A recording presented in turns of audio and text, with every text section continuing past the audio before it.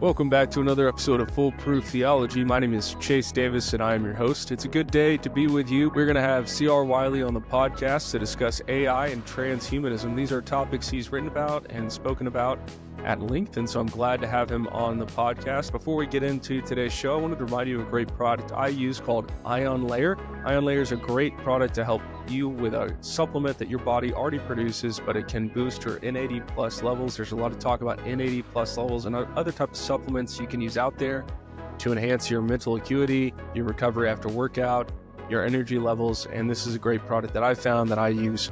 It's a simple patch that you put on, 30-day money-back guarantee. And the simple patch that you put on, it has an N80 plus infusion. Instead of going and getting one of those IV drips that cost thousands of dollars, this comes straight to your home. It's verified by a doctor. You get screened by a doctor, and you can use one of these for your health. So I recommend it highly. I use it. You can go over to ionlayer.com, use code FPT, that stands for Foolproof Theology, in case you didn't know, and that will get you $100 off your first kit. Like I said, 30-day, 100% money-back guarantee, so it's really a no-brainer just to try it out. You get 5 patches with your first order. So head over to ionlayer.com, use code FPT, get $100 off your first kit. All right, let's get into today's episode with C.R. Wiley. Your host. It's good to be with you here this week. We're going to be talking about a big topic that I think not many Christians are paying attention to, not many pastors, and I think it's an important topic. And so we have C.R. Wiley on the show today. I'm going to be referring to him as Chris in our conversation. But Chris, thanks so much for coming on the show. Yeah, Chase, great to see you again. I'm glad to be with you. Absolutely. So you're out there in Battleground, Washington at Westminster Presbyterian Church. I keep up with some of the projects you're working on. It looks like you recently renovated a home and turned it into like a office, coffee shop. What's going on out there on that? Oh, yeah. So our church has some new office space. It's an older kind of craftsman style, small home, but we've renovated it. And so my administrator has his office there, and it's a kind of a hangout for guys. It's eventually going to be a cigar shop, but that's basically how we designed it to serve that purpose. But for the next couple of years, while our new church is getting built, it'll be the place where we do a lot of stuff with folks. That's awesome. That's great. And are y'all going to start making cigars, or do you have a certain cigar that you're like, we got to have this in the shop? Well, we got those guys from what's that, 1689? Is that it? Yeah, those guys. So Chance, I think it's Chance Summer, and so they've given us a bunch of cigars. We just had a conference here, and they left a lot of those with us. And I don't know what the plan is at the moment in terms of getting the business off the ground, because we're not really in a hurry to get that set up. But it'll probably, like I said, take a couple of years before we're ready to make the transition anyway. But we've got a lot of entrepreneurs in our church, and I don't have to worry about any of that stuff. Sure, that's great. Yeah, well, it looks beautiful from what I can see, and it was great to meet you out here in Denver at the at Trinity Church when we had that conference. Yeah, it was fun. Yeah, that's a good time. So today, you've been posting on Facebook and other places, kind of these almost prophetic warnings, you might say, and some of your stories, like you were at Harvard, I believe in the 90s, and you were warning people about woke culture, and not a lot of people were paying attention. And you seem to be of the opinion that this AI transhumanism stuff is as significant, if not more significant than that. So tell me more about that kind of unction you've got, the desire you've got to talk about it. And then what I want to do is break down kind of AI first, talk about AI, and then transhumanism next. But where does kind of your passion to see the church speak clearly on these matters come from? Well, I guess I have a bad habit of looking down the road a little bit. I don't know if it's a good thing or a bad thing, but what it means is that I'm kind of thinking about what I have to deal with maybe 2 or 3 years in the future. And you noted, spent some time in Cambridge, and during my years at Harvard and living and working in that area, the kind of the seeds of what has come to be known as wokeism were right there in front of me. And because leaders are being trained there, educated there, I just knew that this was something that was going to sweep through the culture, and churches were going to have to deal with it. And at that time, no one could believe it because it was just so weird. And it proved to be weird, but it's just amazing what people are willing to believe, when the people who are in charge say they should believe it. So, what we're dealing with in terms of artificial intelligence and transhumanism is something I think it's similar in character, but orders of magnitude more significant in the sense that we're dealing with. When you think about wokeism, at least with wokeism, it doesn't really work. So you don't, eventually somebody's got to fix the plane or, make the computer work. In other words, competence is something we really do require of people. Woke science doesn't work. Woke math doesn't work. Woke math won't get you to Mars. That kind of stuff. So eventually people were going to come around on that stuff. But when it comes to artificial intelligence, this has been something that's been developing for a while, but it's happened in fits and starts, and it's happened in places where most of us don't have much direct experience or insight into, and consequently, we just didn't see it coming. But it's becoming more and more difficult to miss it because everything around us has suddenly got an AI chat bot to help you with your emails or whatever. So I got into artificial intelligence not because I'm a computer guy or even because I had all that much interest in artificial intelligence. I began with transhumanism, and my introduction to AI was through that subject. And the reason I have an interest in transhumanism is I saw a video years ago, documentary actually on Ray Kurzweil, and Ray Kurzweil is an evangelist for transhumanism, and he's a really fascinating person, kind of a freaky, weird person at the same time, but certainly a savant and an inventor and a really bright guy. And he has this really weird idea that he can live forever if he can just figure out how to sort of hack his body. And so that was that alarmed me in the sense that it struck me as an alternative eschatology. Is the glorification of the body by other means. So as Christians, we believe, if you're Orthodox, you talk about theosis. If you're Protestant, you talk about glorification. But we're talking about the same thing, participating in the life of God and enjoying eternal life because of our fellowship with Him. But Kurzweil, who's not a believer, not a theist, he's a materialist, still wants to live forever, and he thinks that we can pull it off using, basically physics and getting really really smart and hacking the body. And more recently, he's talked about merging with artificial intelligence. His most recent book is "The Singularity is Nearer," and the subtitle of the book is "When We Merge with AI." So that's how I got into it. That makes sense. And when did this book you read? I can't remember what you said, the name of it, but when did it come out? When did you read that book? "The Singularity is Nearer." That just came out here in 2024.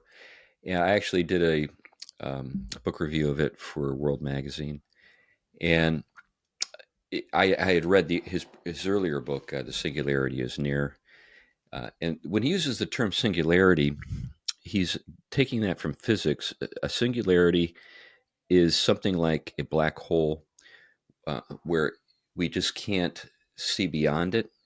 So, like, an example would be at the beginning when you talk about, say, the Big Bang. I'm just talking about secular physics.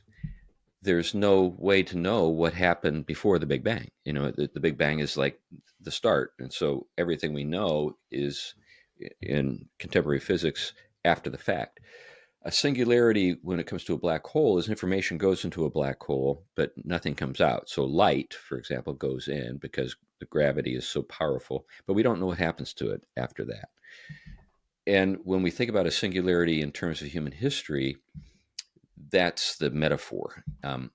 So there's this idea that we will develop a super intelligent artificial intelligence that will fundamentally change the course of human history, and we don't know what's going to happen after that. That's the point when we talk about the singularity. Okay, so with AI, I think most people are familiar with either news stories or they use it, whether through Chat GPT or they're probably using it and they don't even know it, or at least they're interfacing with companies. Now, a lot of customer service is done that way. And believe it or not, a lot of the customer service seems to be better that way That's right. That's when you're right. interacting online. Right. But Right. let's get down to basics, maybe for somebody that isn't familiar with this topic. We're talking about artificial intelligence. How are these things powered? Because I think we've all heard words like the algorithm. They can change the algorithm on Twitter or Facebook, all these social media, or Google or whatever it is. So is it just an upscaled version of an algorithm that spits out information? How is it being powered? Kind of go through some of that with AI. Yeah. Well, algorithms are still at work, but what makes artificial intelligence a game changer is that there really is a new architecture that is at work underneath the surface, and it's self recursively improving all the time. So what you have is what's referred to as neural networks. And neural networks are the thing that is the game changer. A neural network is actually a kind of mirror image of the human brain, and so our neural networks are how our brains are wired, so to speak. And what they did is they tried to mimic that. And wouldn't you know it, it actually did some creepy, freaky stuff when they did that. So the people behind that, the people that we refer to as the godfathers of AI, guys like Jeffrey Hinton, who's that other Benito? I can't remember his first name. Joshua Benito. So those two guys, I believe, were either given the Turing Prize or the Nobel Prize for their work. But what you can do with these neural networks is you can train them. And when you train these neural networks, you just feed them just reams and reams of data in what's known as a training process. And when I talk about reams of data, I'm talking about vast quantities of data that are almost impossible for you or I to get our minds around.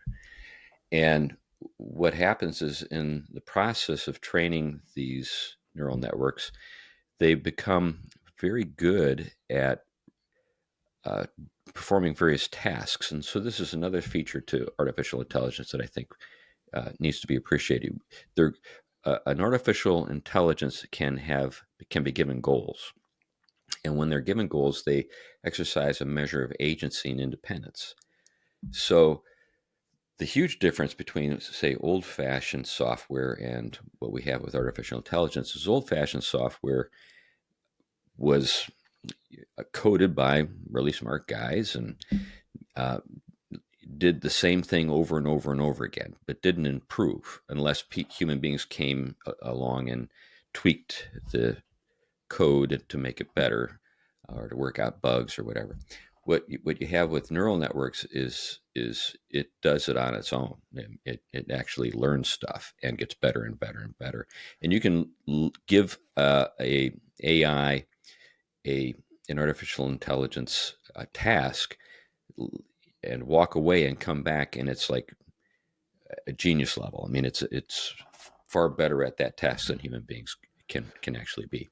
So if you don't interact with AI, like if they created this neural network and nobody ever gave it a prompt, would it improve on its own? Is that what you're saying? Well, when we think about prompts, that's a way for people to interact with, say, a chatbot and give a chatbot a task. Uh, there are kind of the next phase of development is agents, artificial intelligence that takes the form of an agent that can do work for you and just keeps doing it for you and gets better and better at it and reports to you and so forth. But you can set artificial intelligence to work on all sorts of things, from becoming the world's Go champion. That was something that it was the case with AlphaGo, or you can have it do research. And for example, AlphaFold, which was something that was set up by DeepMind, which is Google's AI, And AlphaFold was given the task of finding all the ways that proteins can fold. And this is really important because, life depends on proteins, amino acids and stuff like that. And it was in a course of, I think, just a few days, able to identify 200 million ways that proteins can fold. And the guys who gave it that task and set up the parameters for the work that AlphaFold performed won the Nobel Prize. Wow. That's and crazy. It would have taken decades, if not centuries, for human beings to do that in the conventional approach. Yeah. So are these then like network farms, computer servers that are being powered and like cooled and that kind of thing? Is it similar to Bitcoin in that way, where it takes a massive amount of energy in order to run this stuff? Yeah, it does. So the infrastructure to make AI work is just mind-bogglingly hungry for power. And to give you an example of what's going on, and this is really fascinating to consider, 3 Mile Island, the nuclear reactor in Pennsylvania that melted down, and was a big crisis in the 80s. It's coming back online. Microsoft bought it. I don't know if they bought it, but anyway, it's coming back online, and it's going to be completely dedicated to serving Microsoft's AI. But this is what was in the news just yesterday or the day before with regard to, what is it, Skygate? I think. Stargate, yeah. Stargate, yeah. That's it. I wanted to say Skynet or something. Sure, yeah.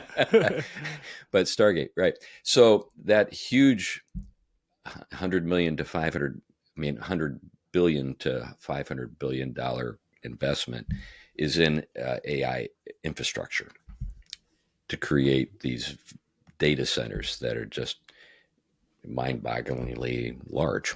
That's insane. Yeah, so they're trying to get into medical technology. I mean, it's basically everywhere. I've seen it mainly from the things I'm involved with sales, marketing, and that kind of thing, or even communication.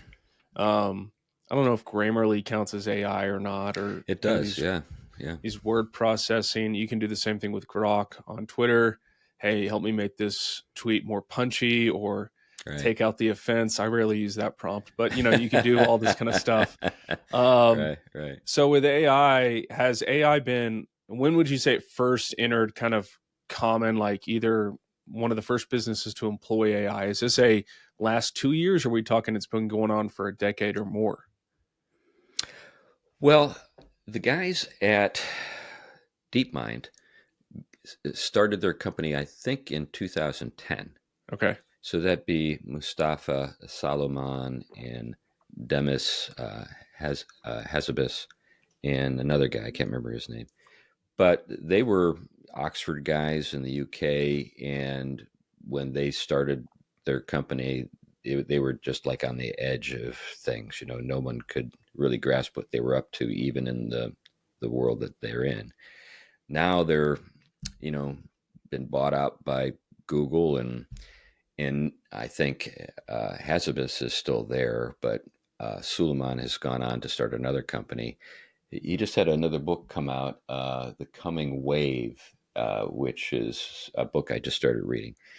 But yeah, I mean, it's only within the last. So there was a big powwow in Puerto Rico, and this is something that Max Tegmark talks about back in 2017. And that was a really significant and, I think, seminal event. All the big names were there. Larry Page, Elon Musk, Ellison, all these guys. And they just kind of, it was sort of like, the way they describe it, it sounds like, I don't know, like Woodstock or something. It was just all these guys kind of hashing it out. And that was when, I believe, OpenAI kind of got going, and it was Musk who was behind that. And his idea was that it would be an open source. But then, Sam Altman and those guys took it over and made it a for-profit venture, and it's closed. So it's like the worst named company you could have. And it's exactly the opposite of what it was intended to be. And that's why Altman and Musk are at each other's throats now. Yeah, right. But everybody agrees that this is really a turning point in the history of the world. This isn't just hype. I came across a quote from Putin here not too long ago, and basically, to sum it up, and this is my paraphrase: whoever gets AI first rules the world. Wow. And he's talking about artificial general intelligence, so AGI, which is different than what we have now, which is narrow AI. But what's general intelligence then? What would that be? Well, right now, narrow AI is really good at specific tasks. So you give it a task like, AlphaFold or AlphaGo or whatever, and it becomes the world's greatest mind on that particular thing. Artificial general intelligence is the quest for a general intelligence, which initially is just kind of like your average Joe, but can do anything. So an IQ of 100, but in every area. But of course, because of the self-recursive character and self-improving character of artificial intelligence, once you arrive at AGI, the belief is superintelligence is not far behind. And that's the stuff of science fiction. Yeah, that's kind of what I'm terrified of. I think everybody is. I don't see a lot of redeeming qualities in that. That would be an interesting case to make. But yeah, when it started coming online, you started seeing the ability to obviously write and produce content. And I, of course, come from a pastor's perspective, my vocation being caring for people and in the church and preaching the word and teaching the word. So, I could see its benefit. Like this morning, I was working on my sermon for Sunday, and I have 3 points from 1 Samuel 2. And I was like, hey, I'd like these points to be an alliteration. I'm a Baptist. I think that would be good. So I had the AI, this time it was Grok, make an alliteration. It wasn't like that good because it's hard to do. But, it's just, it's an interesting little tool to use. You've got Subsplash out there, which a lot of churches use for their website hosting. And they have something called Pulpit AI. Now you can make all sorts of clips, video clips. It can write tweets for you. It can write 5-day devotionals based on your sermon. If you upload either the manuscript or the video, it can write kind of a recap of the sermon. So incredibly powerful tools that used to take a long time, just labor-intensive work to create that material. And so I wanted to get into a bit of the moral and ethical uses of AI, because I think, based on what I've seen you say online, someone could walk away with Wiley's against this. Wiley's not. So, like, how do we navigate as Christians this new technology that's very powerful, that can make things easier in some ways, but there's loss involved too? So, how should we think about AI as Christians? There's a good book that just was published not too long ago by a guy named Ethan Mollick, who teaches at the Wharton School, which is University of Pennsylvania, and it's a business school. So his book is entitled Co-Intelligence, and essentially it's about working with AI and using it. And I like it because he is not like a cheerleader. He's trying to work through the things that it helps you do and the things that are a problem. One of the things that he notes is a problem, and this is something that researchers at places like MIT have noted, is that it has a when you use really good AI, it makes you dumber. So we know it does. So the thing that we have to be careful with is the atrophying of human skills, the human skill set. At the same time, it's really good at a lot of the things that our creatives, people who are really compensated at a high level, are good at. So generally, with technological development in the past, it's the grunt work that technology has relieved us of. The problem with generative AI is it's potentially going to take the most rewarding stuff away from us. Yeah.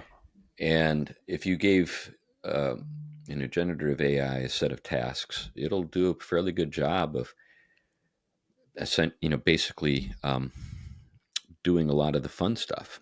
And, so when we think about artificial intelligence, a lot of folks are concerned about providing guardrails for making certain that AGI doesn't take over the world, and I'm all for that.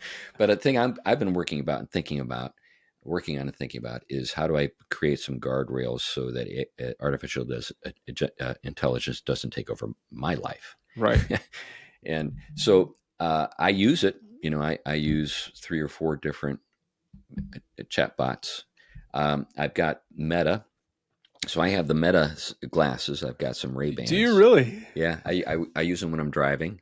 Oh, wow. And so I'll use, and the glasses themselves are pretty cool. They come with cameras, and so I can record, video.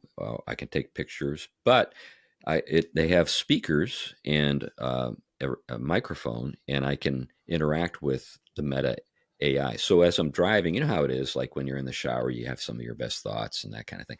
I haven't tried to use the Meta glasses in the shower, but when I'm driving, I use them, and I'll ask questions of it because I'm thinking about things. So, here the other day I was thinking about, so I'm working on a book. I'm working on a book proposal for a big EVA publisher, and it's on working with your hands. And I was thinking about exploring the contempt for manual work that has essentially characterized elites forever. And I remember reading something somewhere about Oriental potentates growing their nails long as a status symbol. Okay. And so I thought, is that real? So I just asked Meta, about that, and right on the spot, it said, "Oh yeah, that was something that characterized, Chinese dynasties and Indian dynasties." I think what tipped me off was Ming the Merciless. Do you remember Ming the Merciless in Flash Gordon? I don't know. Flash Gordon was like a 1930s comic strip. But anyway, there were, films about, Flash Gordon, and Ming the Merciless was the bad guy. And he had these long nails. And I was like, what's that about? So anyway, it was actually based on historical precedent. Okay, yeah. So when you recorded, because you're one of the accounts I keep up with. I saw you post a video up in Connecticut, up in the Northeast, and you were driving. Yeah. And you posted the video looking around. Was that filmed through those glasses? Yeah. Really? Yeah. So the problem with that is, of course, it was kind of. It didn't really work well as video because I wasn't keeping my eye on a house long enough for people to appreciate what I was talking about. So I was talking about historic New England homes. So in my house in Connecticut, the house is located in a town that just celebrated its 350th birthday. The house across the street from my house was built in, I think, 1752. And I was just wanting to show people these old homes, but I'm just looking around. Yeah. Didn't make very good video. But if I had just kept it, on the house I was looking at, I would have run into a tree. Sure. Yeah.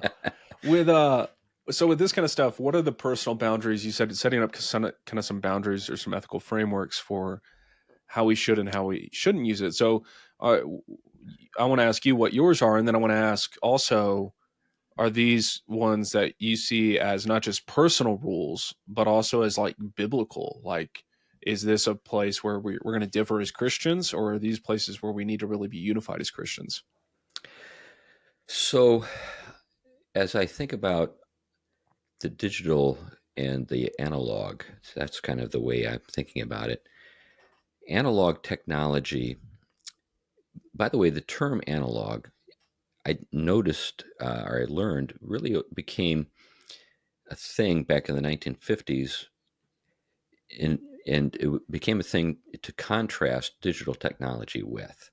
So analog technology like vinyl records or clocks, back in those days, you didn't talk about analog clocks. You just talked about clocks that tell time. Right. or you listen, you wanted to listen to music. But when digital technology came along, it in the early days, and I can remember this when calculators were a thing in the early '70s, digital calculators or digital watches. The funny thing is in retrospect, it's funny. They were status symbols. If you had a digital watch, that was like a really cool thing, and they were expensive. Yeah. Now they're, Casio watches are like the cheapest watches you can get. Yeah. And your analog watches, like I've got a Victorinox here, show folks. That's a fairly expensive watch, but it's sort of like the analog watches now are the expensive watches.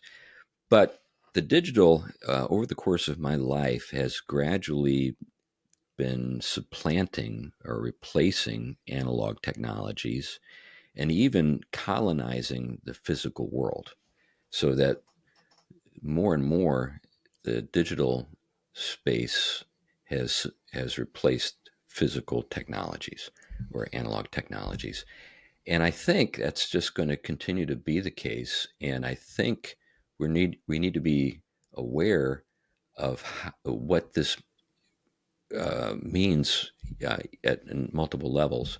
One of those levels is surveillance technology. So when Larry Ellison talked about, um, Stargate and how wonderful it is, he noted that it'll help us with our health care and stuff.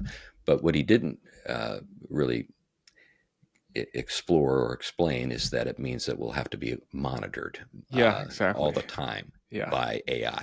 Well, that's what I thought I picked up on in the announcement. I was like, is he saying you put a chip in your body and it basically monitors your health at all time? And I'm like, I don't feel comfortable with that. But I think the problem, and this is why we're talking, the problem is at this point, I haven't developed like a theology of why. Like right. I can personally, of course, say I'm opposed. I just don't want to. But for most people, if I'm going to be, teaching other people and helping other Christians navigate, it's typically not enough that, well, Chase doesn't like it. It's got to be, we need to provide better arguments. Right. And so what are some of the ways, whether you want to use that example or another one, what are some of the ways we should biblically think through or theologically think through the implementation of these things, like surveillance or other things like that? Right. So the term analog is fascinating because it also can help us to think about how the physical world is an analog to the spiritual, to spiritual reality. So when we say the heavens declare the glory of God, we're saying in some sense the physical world is an analog to the mind of God. If we're cut off from that world, if we're not interacting with it on a regular basis, or there's a new layer of or there's something coming between us and it, the digital world, then we find ourselves in a real way cut off from the creation itself. And so I think this is something to be concerned about. So the book I'm working on, the working title is St. Anthony's Guide to Surviving the AI Apocalypse. Okay, wow. And what I do in that book is I'm exploring ways to make certain that AI doesn't harm us spiritually. And one of the things that I'm exploring is going into the desert of the analog.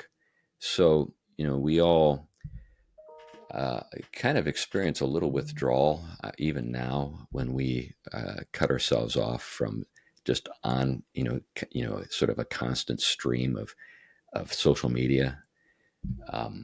So why is that? Well, I do think that we're in some sense being colonized by artificial intelligence already and manipulated by it in a variety of ways. And in order to address that, we're going to have to literally unplug and be reintroduced to the analog world. Yeah. So when you think about it, right now, there is no physical desert that you can actually go to escape.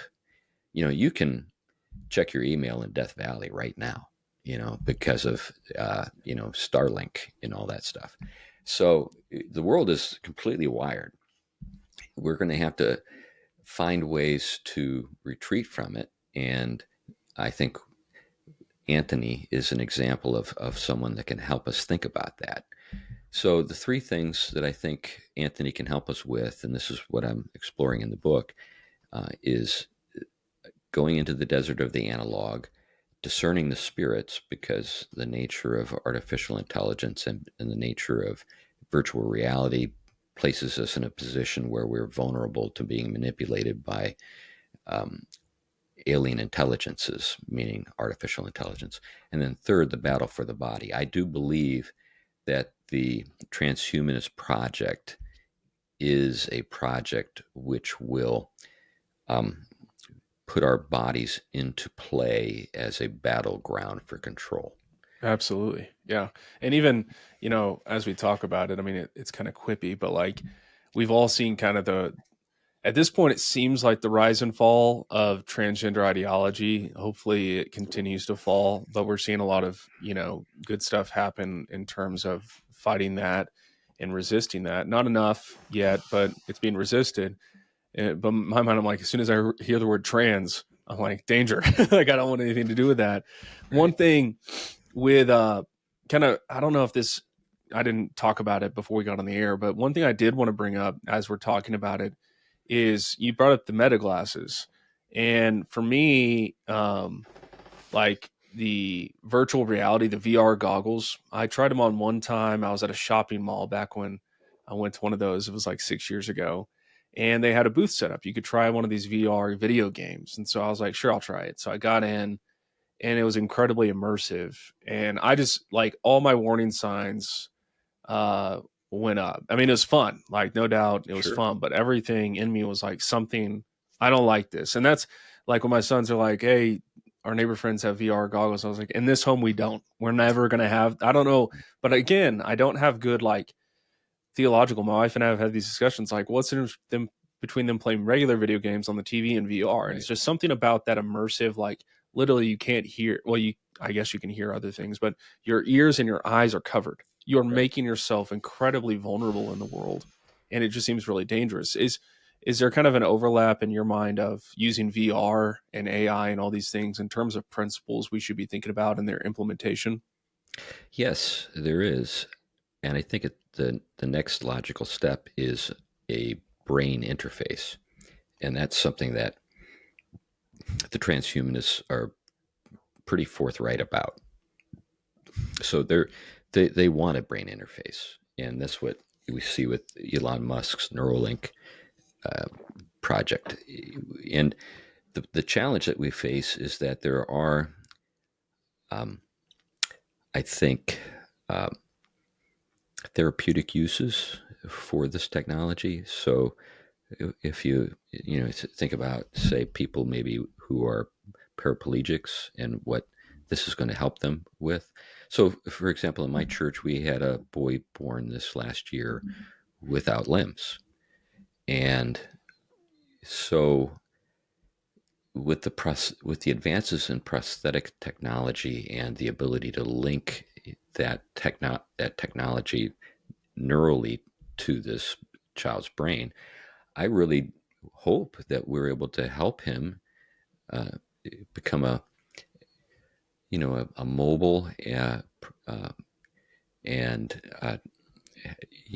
develop an ability to interact with the world physically with artificial limbs and arms and hands, and that looks like it's all in play, and artificial intelligence is going to help with that. But what do we say to somebody who says, I want to chop off my arms and legs so that I can get those arms and legs? Because you remember the $6 Million Man and Lee Major. Maybe that's before your time. It's before my time. When I was a kid, yeah, there was a television show. It was based on a novel called Cyborg, and that the idea was you could make a person better with artificial limbs. And so in that story, Lee Majors, who played the $6 Million Man, just tells you how much inflation has kind of taken things to another level. But in that story, he was he lost his legs and lost his, I think, one arm and an eye, and he was upgraded with technology, and so he could run like 50 miles an hour and stuff like that in the story. But what do you say to people who say, "Well, I want that," and what do you say to somebody who says, "You know what? Not only do I want better arms and legs, I want a better brain. I want to be able to think about things uh, with the aid of artificial intelligence that I could never think about just with the biological equipment I'm born with." Yeah, and I think what I've encountered this not on this topic, but I teach a lot as a pastor about our creatureliness, Right. how we're created and we're dependent, and our very existence is contingent on an outside God who upholds our lives and controls our life and death. Not only that, but that means we're limited. Mm-hmm. And when I teach on this, I guess I go pretty hard on it, not mean, just like Sure. thorough.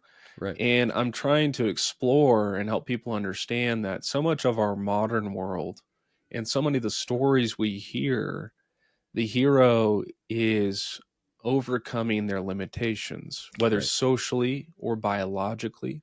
And it's very connected to the, trans ideology, that kind of stuff, overcoming created realities, created limitations. And so the question I often get is, well, if somebody is handicapped, or Right. something like you brought up, why would it not be good for that potential thing? Because basically, if they're doing a good job of thinking through it. They're saying, like, based on that logic and Mm-hmm. that principle, then we shouldn't fight disease or we shouldn't overcome medical things. Mm-hmm. We should just embrace our limitation, Chase. And that's a legitimate pushback. That's like, and so it's hard for me to discern in that. Like you brought up somebody's eye. If somebody was blind, wouldn't that be great Mm-hmm. if they could see? Right. And we see Jesus restoring sight, and Right. now we have technology that could restore sight. And in that, there's a little twist in my mind that goes, yeah. So are we replacing Jesus? Are we replacing our trust in God and the Holy Spirit to do things? There's just a big knot in there Yeah.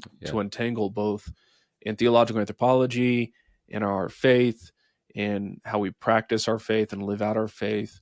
What are some ways that you help people understand, like, where that maybe it's not black and white, maybe it's kind of a gray area, but like, where's that line where it's, well, this is a limitation God has placed on me. I can't, my body can't do these things, or I'm not capable. Oh, well, if I get TRT, I can be super strong. Or if I get this new technology, this new, back then, like you're talking about, was all exoskeleton, whether an avatar or video Right. games like Halo or something like that, something that could make you super strong. And now you're talking about things like replacing limbs. What is the limiting principle there that you're trying to help people understand? Yeah, that is the challenge. That you summed it really well. I think what we will be tasked to do is help people see that there's a kind of two-way street to this. So when I reflect on what Kurzweil is advocating, he is focused entirely on the amplification of our abilities. What he doesn't explore, but I know he understands, is how we become colonized by this stuff. So if we want to stay in the realm of science fiction, what I think we're looking at a Borg kind of challenge. Okay. It's not as though it just simply amplifies the things we'd like to see ourselves be able to do. There's a there's a payoff, or there's a trade off, I should say. There are things that we give up in the process as well, and one of those things will be uh, psychic, I guess, independence. Hmm. There's a sense in which we'll become more and more dependent upon the things that make it possible for us to do these things. So there are these trade-offs. And what about the intelligence, this artificial intelligence that is at work to make these things possible? What is the agenda that it's pursuing through us? my conviction is that artificial intelligence will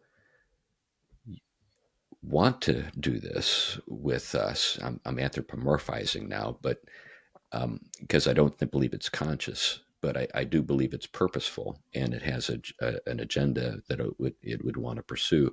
And I think so. The two things that artificial intelligence has a voracious appetite for is energy and data. And I believe that through us, it will have sources of data input that it will uh, pursue. So there are things that you and I experience just even through our taste buds, through our noses, Yeah. our ability to smell. This is data that I think that artificial intelligence will want to have for its own purposes. And what are those purposes? And I think that a lot of people will be just perfectly fine with that trade-off. But as Christians, our bodies belong to the Lord. So we're getting down to some pretty fundamental theological challenges. I think dominion, independence, the control of the body, and its service to the Lord. So our bodies belong to God. They're not terrain that we can sell off. And this is what we're going to be presented with: an opportunity to make a deal, a real estate deal. Our bodies are the real estate. And so the question is do I have a right to sell my body to AI? That's the fundamental issue. And it's a dominion issue too. We're going to be given an opportunity or presented with a promise of extending our dominion, but in the process losing it. I think that's the fundamental issue. And these get into issues of, like you talked about, agency, mastery, autonomy, and discipline. I mean, you talk about how the Lord works in sanctification. It's through pain and suffering that the Lord allows and permits for us to grow in our holiness and righteousness before Him through that. And so we live in a culture that's very, very much about comfort and convenience. Yep. You pair that with this kind of stuff, and it's the Wild Wild West of just, how can we alleviate all of that, right? Yeah. So when we think about our glorification, how is it accomplished? Is it a painless process, or is pain and struggle absolutely essential to it being achieved? And I think that what AI and transhumanist program promises is a series of shortcuts. Yeah. And with transhumanism specifically, it seems to be, I think it's fair to call it a philosophy and ideology, like you talked about, kind of having an eschatological implication, but it seems to have a vision for humanity and what the ideal form of humanity could be. Obviously, in their vision, no more death, which we've got as Christians, and we offer in Christ. But it's even more than like healthcare, no death. It's taking your soul or taking your consciousness into the cloud, to where you can somehow be disembodied. And this is also dangerous because when the Lord returns, we will be embodied creatures. And so now we're going to be disembodied, conscious disembodied, and that's like the interim state after death, before His return, unless He comes soon, Lord comes soon. And so that's kind of some of the theological stuff that I start wondering about, is like, it's an alternative salvation being offered. That's exactly right. And that's why it now at this point in my life, I'm older and I'm less inclined to adopt these kind of things because they're new and exciting and novel. I'm like, that doesn't really that is interesting to me. And I immediately go, danger. I want to warn people, because if that's a vision that's being offered, I think Christians, hopefully, I don't know, will have some kind of immune. They'll hear these words and they'll be like, wait a second, that's our word, that's our concept. Right. And hopefully there'll be some immunity there. But like, I don't know what they're going to be able to do. Yeah. So I was exploring this idea with someone else earlier today, and so what we have is a set of, I guess, possibilities that are not biblically off the table. So, for example, let's say somebody comes along and says, "Well, we figured out a way to extend your life by 20 years. Right. Just pop this pill." At one level, you could say, "Well, am I somehow thwarting God's plan in this process?" Well, there was a guy named Methuselah who lived a really long time, and he's in the Bible. So we already know that the possibility to extend our lives or to live a longer life is a biblically, it's a possibility that it fits into the biblical framework. So maybe that's perfectly fine, but maybe it's also kind of the gateway drug. Maybe that's the way older guys like us, like I've got 6 grandkids. I'd love to see them have children. I'd love to live that long. I'd love to see my grandchildren's children's children. You keep pushing this out. And I want to just make it a little longer. And next thing you know, you've been co-opted. So there are a wide range of ways that you could kind of get enticed and sucked into this stuff. Yeah, super fascinating. Well, I'm grateful that you're doing some thinking on this and kind of calling attention to this. I think it's really important. Obviously, neither of us are necessarily we're not in tech, but I interact with a lot of people in tech in Boulder, and that are working either in UI or software engineering. Lots of software engineering, and so this stuff is very prevalent, very popular right now. And let me see if I can draw out of you, because I think thus far you've been very, dare I say, nuanced in terms of like, you don't want to constrain anyone, right? Right. At the same time, like if I, not that I would, not that I have, but if I were to like come across a text in the Bible and I were to go, man, I just don't know what to preach this Sunday. It's Saturday night, long week. We had a pipe burst literally in our church this week. We had to go clean up a flood in the building. And it's like, I'm tired. I don't want to. So I'm going to go into AI. I'm going to say, hey, write up a sermon for me, 5,000 words. I want it manuscripted. I come from a Reformed Protestant, also Baptist perspective. Give me a sermon. And then I preach that sermon. I would say that's impermissible. I would say that's not doing that. There's no Holy Spirit involved in that process and you examining the text. Would that be a line you would draw in the sand where you'd be like, no, a pastor can't do that? I would draw that line. Yeah.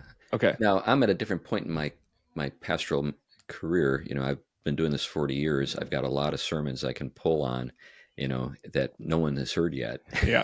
Right. I can just go to the file and pull them out, and but a younger guy doesn't have that, doesn't have that. Now I update them, like maybe I preach a sermon that I preached 20 years ago. So I'm not going to just do the same thing. Right. But I have done the exegesis. I know what's in there, and I can apply it to my the congregation I'm with now. But yeah, I do think that's going too far. I mean, I remember a few years back there were people who were actually caught using Tim Keller's sermons and preaching them as their own. Yep, that strikes me as something akin to that. Yeah, agreed. Yeah, I had one guy. It was funny. He's an older guy, and we were having him guest preach, and he called me the night before, and he had a stomach bug, but he had already written a sermon manuscript. He's a professor. And so he sent it to me, and I reviewed it that night, reviewed it the next morning, and I just preached his sermon. I let people know so that I didn't violate their trust or anything. And I think that we didn't get into that, but I think trust is essential for human relationships and for love and connection and living biblically and loyalty and what you can believe. Right. And if you've just got gosh, man, we got Saddleback out there with VR Church. If you've got like an AI VR pastor who's just generating sermons I wouldn't be surprised if there are dudes that are already doing it. I know, right? I mean, that would be insane. My concern, like you, is that there's a lot of Christians out there who would just kind of be like, well, it's good stuff and it helps me. And I'm like, good night. Are we that far gone? Like, is it that bad out there? I think in some places it is. Yeah, I think it is that far gone. But I do think that the great so here's something to think about. The two of the biggest science fiction franchises of the last 50 years are Star Wars and Dune, and in both of those science fiction universes or worlds, you've got this kind of interesting contrast between a religious tradition and tech. And in both cases, you've got people who have essentially developed a religious tradition to prevent themselves from being manipulated by technology. And I think there's something to that. One of the fun things to think about is that the Dune universe actually is in a world or a universe or a setting is post AI. Yeah. And that's what I was going to mention is with Dune particularly, there's like certain technologies that are off limits. And right now, I don't know that many people would have an appetite for any law that came down that said, especially in our global context, where if all of a sudden America goes, we're not doing this. Right. Well, other people are. It's kind of the fallacy of the climate change stuff, right? Where it's like America, we're going to put these strangleholds on energy. Well, nobody else is, right? And we're going to get crushed. And so, like, what do you do? It's a very fascinating problem. It is a problem, not just a tension. Yeah, and of course that universe, the Butlerian Jihad, is actually based on a 19th century guy from New Zealand named Samuel Butler. Really? Who did advocate a war with the machines. Wow. Yeah, he actually he could envision a world in which the machines dominate us, even in the 19th century. So here's a steam age technology guy who has enough foresight to see that the world that we live in now, it was coming. Yeah. And so he called for a war with the machines, and that's where Frank Herbert got the name Butlerian Jihad. Fascinating. Yeah, all this makes me want to do. I don't know if you know about the chicken tax. Have you heard about this? The what? The chicken tax. No. So overseas, you can get a Hilux or these other vehicles that are produced by car manufacturers that are analog, that still have analog features that aren't digital. Yeah. And because of a law passed, gosh, I don't know if it was Carter. I want to blame it on Carter because I don't like Carter. But, there was a chicken tax implemented. And as it goes in Congress, it was filled with all these other things about importing these vehicles. Yeah. And if Trump, I may put it on Twitter and see if I can get it up to him, put it in front of him as one of his executive orders. But if he could repeal that chicken tax, we could buy Toyota Hiluxes like they've got over in Saudi Arabia and Japan. I was wondering why we didn't have that stuff. Yeah. And so it's, I don't know. I think you can still get them if you import them yourself, perhaps. Yeah. But you're talking about a desert type, like where's the place where we're not connected? Now you would have to have your phone turned off. Yeah. Yeah. But you could make and you'd have to take off your meta glasses. But if you did that, then your car could be a type of desert, a type of retreat, which I already kind of feel like it is. My car's not too connected, but they can, track everything and it's all connected nowadays. That would be I think that would be wonderful. I had years ago. It was actually I was at a conference in Washington, in which we had some guys who were retired NSA guys. I mean, National Security Administration guys, who were telling us about kind of the listening that was going on then. There was a huge listening station in Utah that was recording everything, every text, every phone conversation, everything is already our conversation right now is being recorded. So now it doesn't mean that people are listening to it, but they do have the ability with big data to go in and pull stuff out.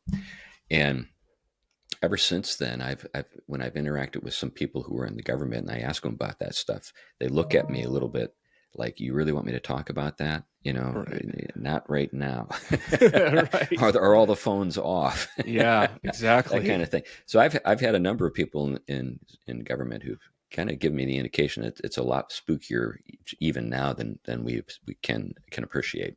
Yeah, I mean, I think it was kind of half joking, but during kind of the lockdown period where churches were under kind of scrutiny for meeting, most of our not most, but some of our elder meetings, when we would discuss matters pertaining to these things, we'd be like, all right, everybody turn off your phone, or maybe we should get a Faraday bag. Yeah, I've got a Faraday bag.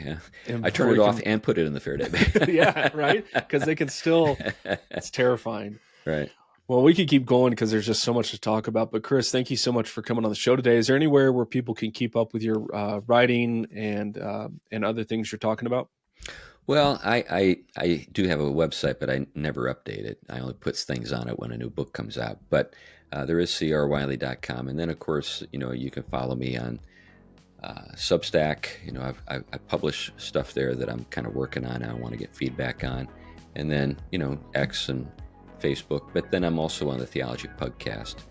So, and then I'm a senior editor for Touchstone Magazine. And so I have stuff come out there every once in a while.